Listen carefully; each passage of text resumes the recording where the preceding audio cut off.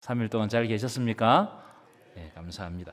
해피데이 5.17 이번 주가 해피데이 5.17입니다. 기도하면서 저도 복음을 전하려고 되게 애를 쓰고 기회를 포착하려고 하고 있습니다. 여러분들도 마음에 품고 꼭 복음을 전하시고 아마 토요일까지 매일 문자가 갈 거예요. 그래서 스팸 처리하지 마시고 그걸 잘 보시고 한 번이라도 기도하시고 하나님 제 마음에 복음을 전할 수 있는 그런 사모하는 마음을 주셔서 한 영혼이 한 생명을 구원하는 놀라운 역사가 이번 주일날 일어나게 하여 주시옵소서. 결과는 하나님께 맡겨드립니다. 이렇게 하고 기도하시기 바랍니다. 문자가 딱 도착하면 한 2, 3분 정도 여러분 기도해 주시면 감사드리겠습니다. 베드로전서 5번째 시간인데요. 베드로전서는 박해로 말미암아 흩어진 나그네, 즉 디아스포라로 그러죠. 유대 땅에 거하지 못하고 흩어진 나그네들에게 쓴 편지가 베드로전서입니다. 자, 여러분 한번 보실까요? 1장을 보십시다. 1장 1절 한번 보시면 제가 읽어드릴게요. 1장 1절에 이렇게 되어 있어요. 예수 그리스도의 사도 베드로가 이제 이 편지를 쓰는 겁니다. 그런데 누구에게 보내느냐? 본도, 갈라디아, 갑바도기아, 아시아, 비두니아에 흩어진 누구요? 나그네들에게 편지를 보낸다는 겁니다. 이렇게 서문을 시작하는 거예요. 그러니까 흩어져 있는 나그네, 왜 흩어졌을까? 여러분 왜 흩어졌을까요? 박해로 말미암아 흩어졌단 말이에요. 그래서 이 박해로 말미암아 흩어졌기 때문에 신앙의 자유를 찾아서 흩어졌다고 보시면 됩니다. 자, 그래서 1장에 보면 이 베드로가 뭘 강조하느냐? 산 소망에 대해서 강조합니다. 죽은 소망이 아니고 산 소망. 예수께서 부활하신 것이 박해받는 우리들에게 산 소망이 된다는 거예요. 아멘이십니까? 그래서 뭘 강조하느냐? 부활의 주님을 바라보라. 이것이 바로 산소망이다.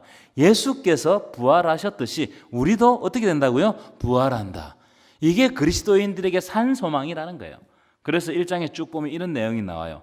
시험으로 말미암아, 이 시험이 있어요. 이 박해가 있어요. 시험으로 말미암아 잠깐 근심하게 되지 않을 수 없으나 오히려 기뻐한다. 왜냐하면 너희의 믿음의 확실함은 불로 연단하여도 없어질 금보다도 더 귀하여 예수 그리스도께서 나타나실 때에 칭찬과 영광과 존귀를 얻게 할 것이기 때문이라는 거예요.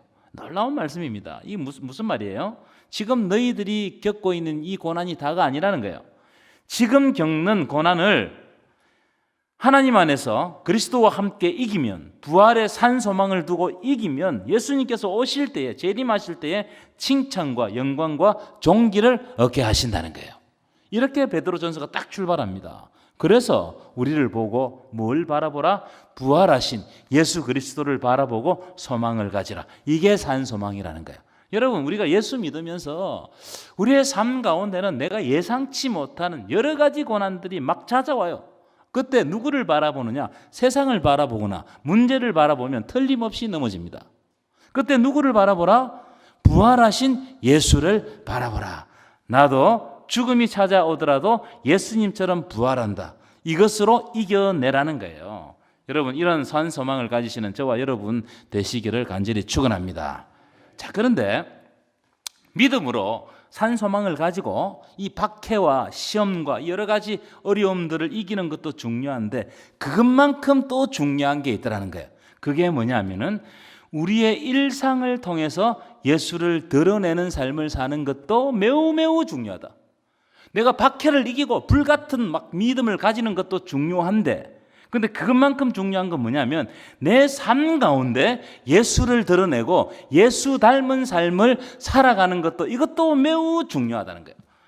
그래서 베드로전서 구조를 이렇게 살펴보시면 전반부에는 산소망, 산돌이신 예수 그리스도, 모퉁이 돌 되시는 예수 그리스도 이거에 대해서 이런 내용에 대해서 쭉 논쟁을 해가요.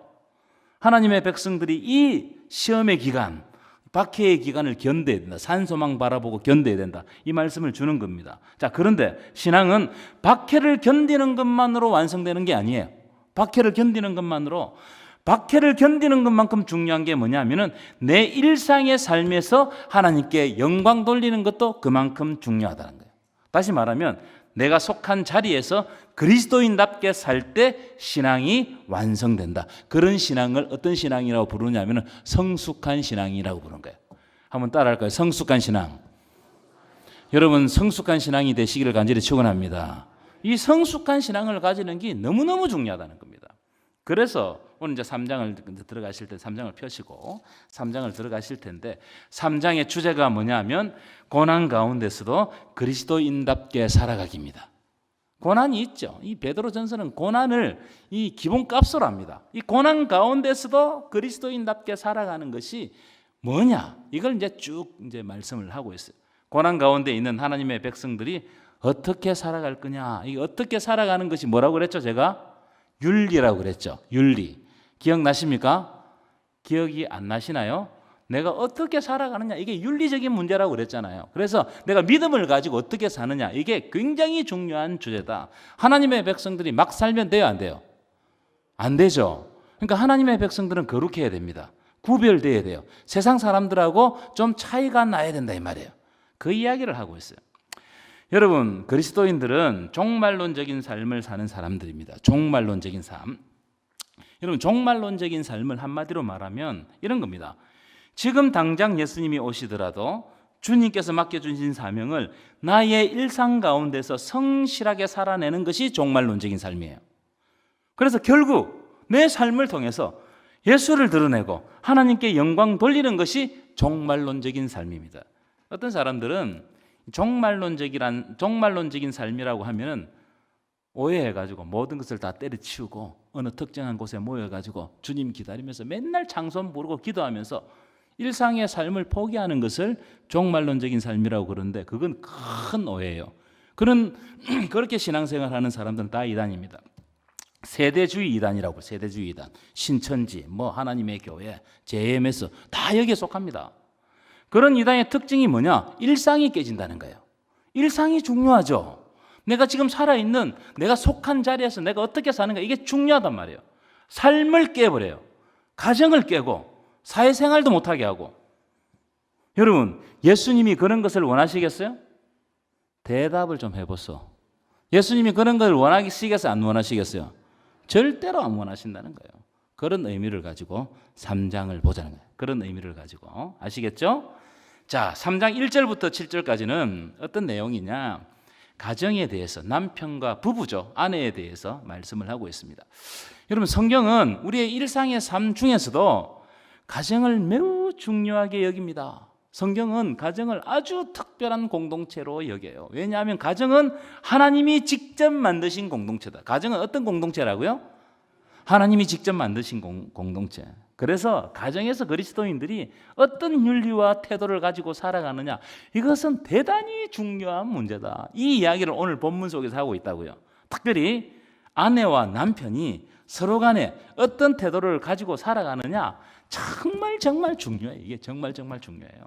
여러분, 이 부부가 조금만 삐끗하면 뭐가 되죠? 에? 원수가 돼요. 원수가 된 집이 좀 있나 봐요. 원수도 원수인데 조금만 삐끗하면 남이 되어버려요. 그런데 이 두 부부가 정말 사랑하면 뭐가 되죠? 한 몸이 되는 거예요. 한 몸이 되는 거예요. 이게 여러분, 이게 아주 중요한 신비로운 지점입니다. 여러분, 그래서 저는 가정에서 성경적인 원리인데 가정에서 가장 중요한 기둥이 뭘까요? 가정에는 가장 큰 기둥 두 개가 있어요. 하나는 남편의 기둥이고 하나는 아내의 기둥이에요. 이 남편의 기둥과 아내의 기둥이 아주 반듯하게 이렇게 서 있으면 가정은 무너지지 않습니다. 그렇겠죠? 남편과 아내가 없으면 애초에 가정이 성립할 수 있습니까? 없습니까? 없죠. 근데 요즘에는 남편과 아내가 없어도 애 놓고 하는 사람들이 많습니다. 정자은행에서 가져와가지고 좀 이상하게 됐어요. 요즘 세상이 좀 이상하게 돌아간단 말이에요. 여러분, 최초의 가정을 한번 보세요.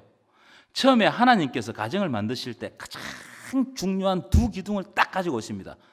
아담을 만드시고 그 다음에 뭘 만드셨어요? 하와를 만드시는 거예요. 이 두 기둥이 가장 중요하다. 이 말씀을 하는 거예요. 여러분 에베소서 5장에도 여러분 오늘 가셔서 한번 오늘도 말씀을 할 거예요. 한번 찾아보십시오. 그게 딱 보면 가장 중요한 기둥 가정에서 남편의 기둥과 아내의 기둥. 오늘 이걸 여러분들과 좀 나누고 싶어요. 자, 그런데 이 성경이 가정에 대해서 교훈할 때 항상 두 가지 관점을 가지고 우리들에게 교훈합니다. 두 가지 관점. 이걸 잊으면 안 돼요. 항상 가정에 대해서 우리가 이 가정의 달이잖아요. 그래서 오늘 본문이 잘 선택된 것 같아. 원래 이제 이 베드로전서를 쭉 해가다 보니까 오늘 본문이 선택됐는데 하여튼 오늘 본문이 잘 선택된 것 같아요. 그런데 이 가정에 대해서 말씀을 나눌 때는 항상 두 가지 관점. 첫 번째, 따라합시다. 관계의 중요성. 성경은 관계의 중요성을 가지고 가정을 설명해요. 어떤 관계를 가지느냐 이거예요. 어떤 관계를. 이걸 비유로 설명하는데 이렇게 설명합니다. 예수께서 우리를 사랑하셨듯이 또한 우리가 예수를 사랑하듯이 남편과 아내가 서로 사랑하라, 서로 존중하라 이렇게 이야기해요. 이게 관계가 중요하다. 관계가.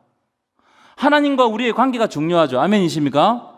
너무너무 중요해요. 그것처럼 아내와 남편의 관계가 중요하다. 이런 관점으로 가정을 보라는 거예요.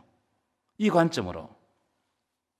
하나님과 우리의 관계가 가정 안에서 이루어지게 하는 거. 이게 중요하다는 겁니다. 자, 두 번째 관점은 뭐냐면 따라합시다. 질서의 관점.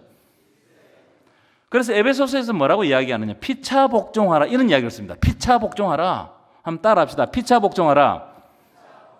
가정은 하나님이 주셨는데 서로 피차, 서로 복종함으로 가정이 세워진다는 거예요. 그렇겠죠? 여러분, 한 존재가 어떤 존재를 군림하는 순간 가정은 무너집니다. 가정은 병들어요. 그런 가정들이 많습니다. 그래서 하나님께서 가정을 창설하실 때 아담을 잠들게 하시고 아담의 어떤 뼈를 가지고 오셨어요? 갈빗대를 가지고 갈빗대. 그렇게 많고 많은 뼈 중에 발가락 뼈도 아니고 머리뼈도 아니고 그래서 굉장히 상징적입니다. 갈빗대를 가지고 오셨어요. 무슨 말이에요? 이 말씀은 남편과 아내는 서로 존중하는 상호 보완적인 관계라는 거예요. 상호 보완적인 관계. 이 말씀을 주는 겁니다. 갈빗대. 이 심장에서 가장 가까운, 내 생명에서 가장 가까운 것을 가지고 와가지고 하와를 만드시는 거예요. 그래서 우리 부부로 오늘 좀 부부로 좀 많이 앉으셨으면 좋겠는데 부부로 앉으신 분 서로 한번 보세요. 내 갈빗대가 잘 있는지. 자, 이제 그런 관점으로 이제 오늘 말씀을 볼 겁니다. 자, 1절, 2절 한번 보실까요? 한번 띄워보세요. 예, 1절, 2절. 한번 읽겠습니다. 시작. 아내들아, 이와 같이 자기 남편에게 뭐 하라고요? 자기 남편에게 어떻게 하라고요? 순종하라. 자, 시작. 이는 혹 말씀을 순종하지 않는 자라도 말로 말미암지 않고 그 아내의 행실로 말미암아 구원을 받게 하려 함이니 2절입니다. 시작. 너희의 두려워하며 정결한 행실을 범이라. 자, 방금도 말씀드렸는데 성경은 가정에 대해서 교훈할 때 질서의 관점으로 설명한다고 말씀드렸어요. 무슨 말이냐면 아내는 남편에게 순종하는 것이 성경이 가르치는 질서라는 거예요. 성경은 여기뿐만 아니고 여러 군데서 아내는 남편에게 순종하라는 거예요. 여성들이 우리 여자 성도님이 굉장히 기분 나쁠 거예요. 안 기분 나쁩니까? 왜 순종하라고 하느냐? 에베소서에 보면 이렇게 되어 있어요. 교회가 그리스도께 하듯 아내도 범사에 자기 남편에게 복종하라 이렇게 명령했어요. 주 안에서 복종하는 건데 그리스도께서 십자가를 지시고 교회가 그리스도께 복종하듯이 그렇게 복종하라. 제가 여러분들에게 선언하겠습니다. 아멘을 크게 해주셨으면 좋겠어요. 아내들이여 남편에게 순종하시기를 축원합니다. 감사합니다. 이게 성경이 말하는 질서라는 거예요. 이게 성경이 말하는 질서다. 자, 그런데 문제가 뭐냐면 방금 말씀드린 말씀은 아내들에게 주신 말씀이거든요. 아내들에게 주신 말씀인데 이걸 꼭 남편들이 이용해요. 꼭 남편들이 오늘 목사님 말씀 들었지? 남편에게 순종하는 말 들었지? 순종해라. 이러면은 아내들이 순종할 마음이 생겨요, 안 생겨요? 안 생겨요. 그렇죠? 여러분, 이 말씀은 남편들에게 준 말씀이 아닙니다. 남편들에게 아내들을 책망하라고 준 말씀이 절대로 아니에요. 이 말씀은 순전히 아내들에게 주신 말씀이에요. 가정을 세우기 위해서 아내들에게 주셨어요. 남편들이 이용하라는 말씀이 아닙니다. 그래서 오늘 가가지고 누군가가 오늘 목사님 말씀 들었지? 그러면 그 말씀 잘못 들은 거예요. 그는 아내들에게 주시는 말씀이다. 자, 그런데 오늘 본문을 가만히 보시면 아주 재미난 장면이 나와요. 자, 보세요. 오늘 성경을 보십시오. 성경을 보시면 1절부터 7절까지가 오늘 본문인데, 부부에 관한 말씀인데 1절부터 6절까지가 아내에게 주시는 말씀이고 7절 한 절만 남편에게 주시는 말씀이에요. 그래서 어떤 사람들은 아내가 남편보다 더 큰 의무를 진다 이렇게 해석하시는 분들도 있는데 저는 그 잘못된 해석이라고 생각합니다. 그 말씀이 아닙니다. 그 이유가 있어요. 그 이유는 지금도 여러분 옆 사람을 보세요. 오늘 남자들이 많이 왔어요? 여자들이 많이 왔어요? 다 한번 보세요. 대답을 해봐요. 남성들이 많이 와서 여성들이 많이 왔어요? 훨씬 많죠. 초대교회도 마찬가지였습니다. 여성들이 지금보다 더 월등하게 많았다고 추정합니다. 그래서 이 가르칠 때 듣는 여성들이 많기 때문에 여성들에게 더 길게, 더 디테일하게, 더 자세하게 가르쳐 주는 거예요. 왜? 중요하기 때문에. 왜냐하면 여성들이 가정에서 좋은 그리스도인이 되고 성실한 그리스도인이 되어야 가정 속에서 선교가 일어나기 때문입니다. 전도가 일어나기 때문에. 그래서 1절부터 6절까지 보시면 선교적인 차원에서 베드로가 교훈합니다. 선교적인 차원에서. 그런 말씀이 1절, 2절에 나와 있어요. 자, 1절, 2절 한번 보실 거예요. 제가 읽어드릴게요. 아내들아, 이와 같이 자기 남편에게 순종하라. 이는 그 이유는 혹 말씀을 순종하지 않는 자라도, 남편이 말씀을 순종하지 않는 자라도, 안 믿는 사람이라도, 이런 뜻입니다. 안 믿는 사람이라도 말로 말미암지 않고, 무슨 말이냐면 남편을 전도할 때 몇 마디 말로 안 된다는 거예요. 여러분, 살맛대로 안 믿는 남편을 전도하는데 오늘 교회 한번 가봅시다 한다고 교회 갑니까? 이게 안 된단 말이에요. 그럼 뭐로 전도하느냐? 자, 그 다음 보십시오. 그 아내의 행실로 말미암아 구원을 받게 하기 위해서 남편에게 순종하라는 거예요. 이게 정말 여러분 너무너무 중요한 말씀이에요. 믿는 아내가 안 믿는 남편을 구원하기 위해서는 가정 안에서 아름다운 삶의 태도를 가져야 된다. 그리고 주 안에서 남편에게 순종해야 된다. 성교적인 이유가 여기에 있다 이 말이에요. 교회가 그리스도께 순종하듯이 아내들도 범사에 주 안에서 자기 남편에게 순종하라. 예수 믿지 말라, 교회 가지 말라 이 말 말고는 다 순종하고 남편을 존중해 주라는 겁니다. 자, 이전에도 그런 말씀이 있습니다. 너희의 정결한 행실을 본다는 거예요. 아내들의 정결한 행실을 본다는 거예요. 정결한 행실을 보고 남편이 아내의 삶을 통해서 예수를 만나게 되는 거예요. 저는 그런 장면을 너무너무 많이 봤어요. 옛날에 다 촌에 우리 교회 다닐 때 권사님들 가운데 또 집사님들 가운데 혼자서 짱 믿음 가정으로 다니시는 분 많았습니다. 진짜 많았어요.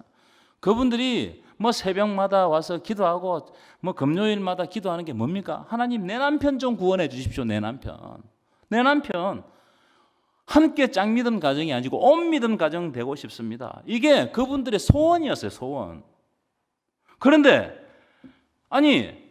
남편에게 교회 가자고만 이야기하고 자기가 가정 속에서 막 이상하게 행동하면 남편이 구원받을 수 있냐 이 말이에요. 이 이야기를 딱 이야기하는 거예요. 내 아내를 보면서 진짜 예수가 살아계시구나.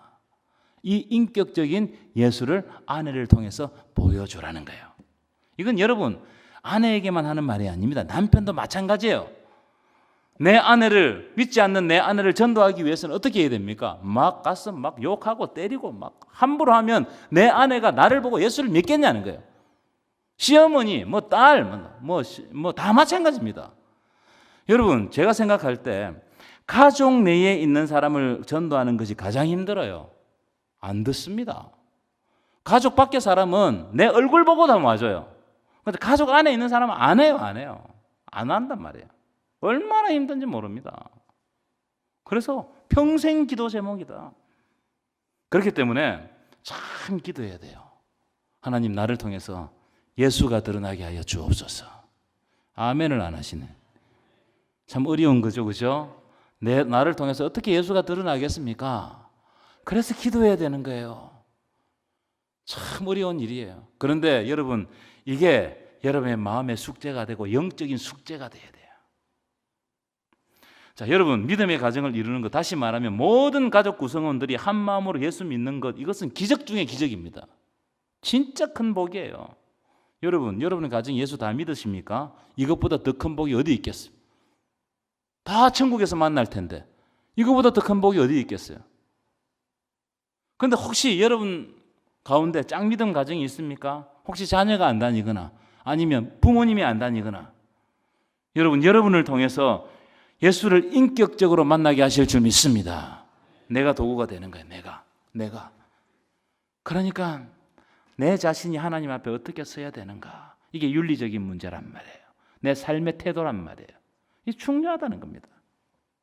여러분, 우리가 한 대가, 아브라함 한 대 보십시오. 아브라함이 한 사람이 결단하고 하나님 앞에 나아갔더니 그 1000대가 복을 받는 거예요. 마찬가지입니다. 우리가 한 사람이, 우리 부부가 결단하면 우리 밑에 대대 가문이 주님 오실 때까지 예수 믿는 거예요. 그런 놀라운 역사가 이루어지기를 소망합니다. 이게 하나님이 주신 사명이다. 자, 그런 의미를 가지고 아내들에게 가르침을 하는데요. 3절부터 6절 한번 보실까요?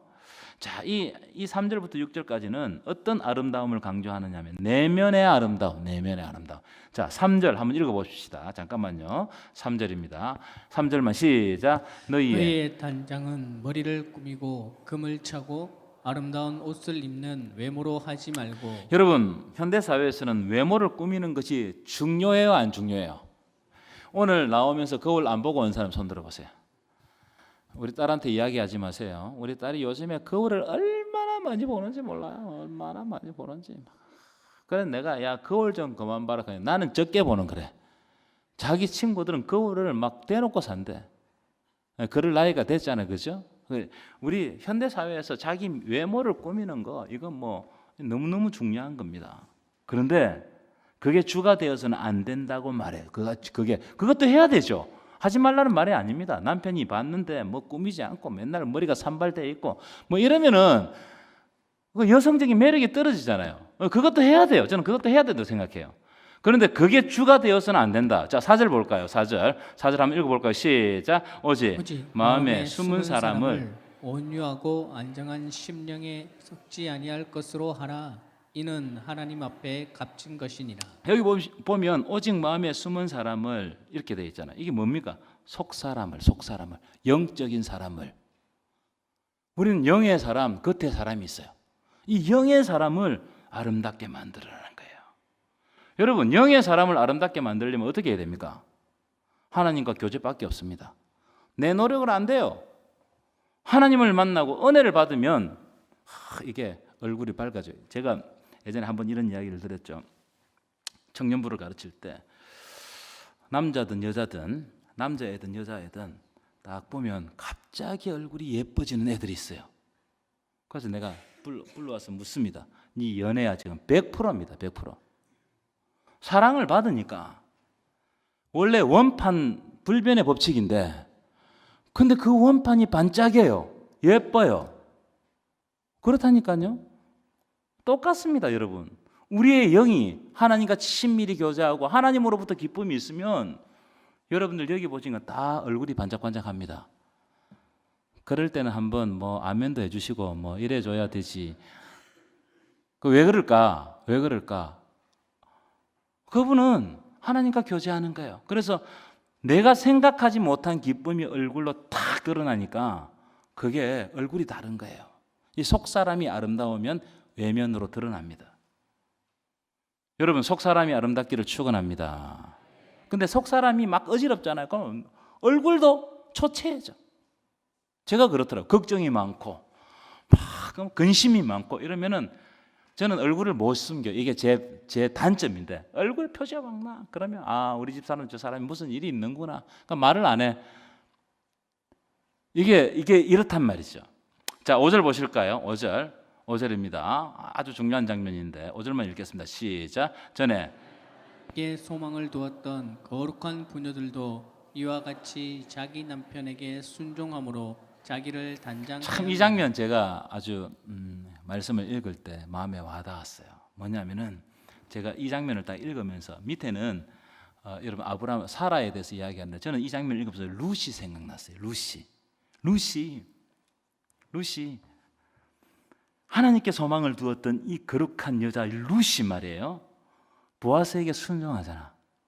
그러므로 말미암아 이 보아스가 룻을 보니까는 그 룻이 속 사람이 아름다운 거예요.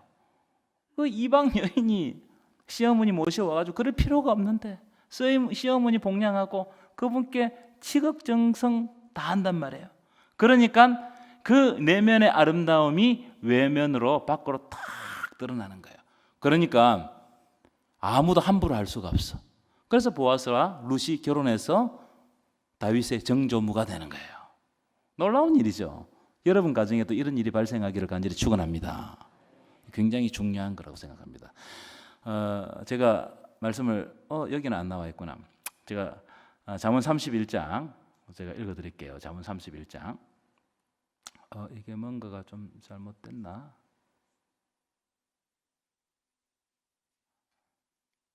예, 이거네요. 잠언 31장. 우리 한번 읽어볼까요? 시작. 누가 현숙한 여인을 찾아 얻겠느냐? 그의 값은 진주보다 더하니라. 30절 시작. 고운 것도 거짓되고 아름다운 것도 헛되나 오직 여호와를 경외하는 여자는 칭찬을 받을 것이니라. 아멘이십니까? 이 말씀이 오늘 참석한 모든 우리 여자 성도들에게 임하기를 간절히 축원합니다. 여러분 고운 것도 거짓됩니다. 아름다운 것도 헛됩니다.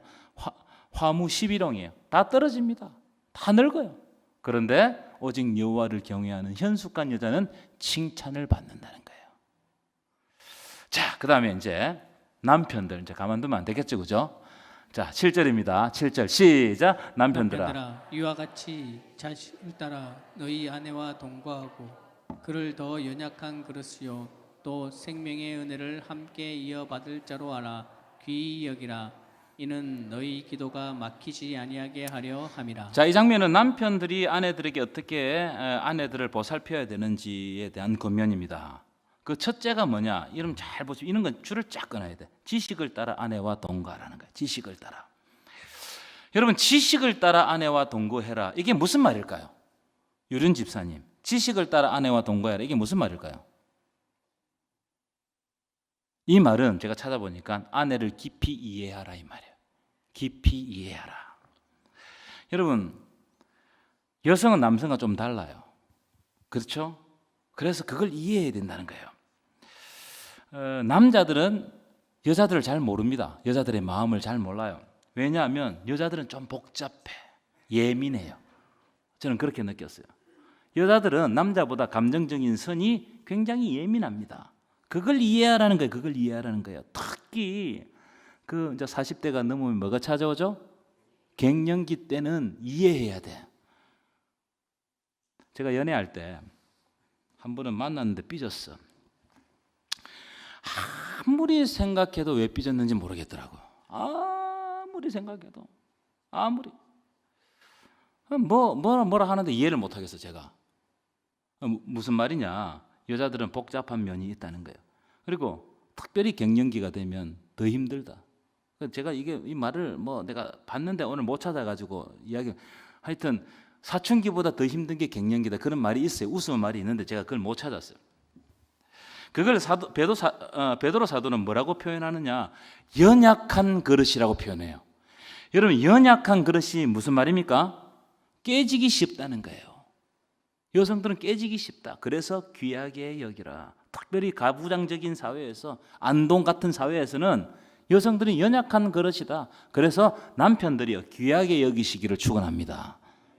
여러분 내 남편인 내가 아내를 귀하게 안 여기면 누가 내 아내를 귀하게 여겼어? 옆집 아저씨가 내 아내를 귀하게 여기면 뭐 이상한 거잖아요. 그래서 박무학 장로님 아내를 귀하게 여기고 있습니까? 그거는 장로님한테 물어볼 게 아니고 우리 옆에 있는 분한테 물어봐야 되는데 하여튼 귀하게 여기시기 바랍니다. 귀하게 여겨야 돼요. 특별히 그리스도인들은 진짜 귀하게 여겨야 됩니다. 자, 그런데 7절 다시 보실까요? 이렇게 돼 있어요. 이게 참 재미난 장면인데 또 생명의 은혜를 함께 이어받을 자도 알아 귀하게 여기라. 너희의 기도가 막히지 않게 하려 함이라. 여러분 생명의 은혜를 이어받을 자라는 말은 함께 유업을 이어받을 사람이다. 공동상속자다. 옛날엔 남편만 다 유업을 이어받았잖아요. 그게 아니라는 거예요. 함께 유업을 기업을 이어받는다. 함께 공동상속자가 된다는 거예요. 무슨 말이에요? 하나님 나라를 아내와 남편이 함께 상속한다는 거예요. 그래서 여러분 아내는 내 밑에 굴림받는 대상이 아니고 함께 상속자다. 함께하는 동력자다. 그래서 오늘 가셔서 아파트도 다 반반으로 나누시고요. 그 뭐 통장도 다 해가지고 반반으로 나누시고 뭐 그건 뭐 알아서 하십시오. 그건 알아서 하는데 우리가 함께 상속받을 상속자다. 이걸 아십시오. 그래 존중할 거 아니에요. 너와 내가 똑같이 천국을 이어받는다. 마지막 하나 보십시오. 아내와 관계가 막히면 기도가 막힌다는 거예요. 저는 이거 그렇다 생각해요. 아내하고 어지러운데 남편하고 어지러운데 와서 은혜 받았습니다. 이거 다 거짓말이에요. 아내하고 어지럽고 막 사이가 안 좋으면 하나님께 기도가 막히는 거예요. 내 가정에 문제가 안 풀리는데 무슨 기도가 나오겠어요. 그래서 여러분 남편을 위해서 아내를 위해서 기도해야 됩니까? 안 해야 됩니까? 한 번 더 해야 됩니까? 안 해야 됩니까? 해야 돼요. 근데 중요한 건 뭐냐면 남편과 아내의 관계가 좋으면 자녀들도 그걸 본받아서 남편과 아내와 관계가 좋습니다. 근데 남편과 아내가 집에서 막 맨날 싸우고 뭐 집어 던지고 난리가 나면 그걸 그대로 배웁니다. 이게 유전되는 게 아니고 그 정서를 배운단 말이에요. 그래서 술 먹는 집의 아버지는 그 아들이 똑같이 술 먹고 때리는 집의 아버지는 그 아들이 그걸 보면서 너무 아버지를 혐오했는데도 그렇게 한다는 거예요. 왜요? 그 정서를 그대로 배우기 때문에. 그렇기 때문에 부모된 내가 잘해야 됩니다. 따라합시다. 부모된 내가 더 잘해야 된다. 우리는 어떤 감정을 물려주는 겁니다. 아이들이 우리의 정보, 우리의 이런 걸 안 물려받습니다. 부모가 함께 잘 사는 모습을 받으면서 가정에 대한 꿈을 꿔요. 왜 요즘에 자녀들이 결혼 안 할까요? 왜 안 할까요? 아이고, 우리 어머니 아버지 맨날 싸우니까 나도 그런 지옥 같은 또 가정생활을 할까봐 아이들이 가정을 안 가지려고 그래요. 진짜 실제로 여론조사에 그런 장면이 나왔습니다. 그러니까 부부가 서로 사랑 안에서 회복되는 거 이게 너무너무 중요하다. 그래서 여러분 우리 남편을 위해서 아내를 위해서 간절히 기도하시고 예수께서 교회를 사랑하셨듯이 교회가 예수님께 복종하듯이 그러한 서로 피차 복종의 관계를 이루어 가시는 저와 여러분 되시기를 간절히 축원합니다.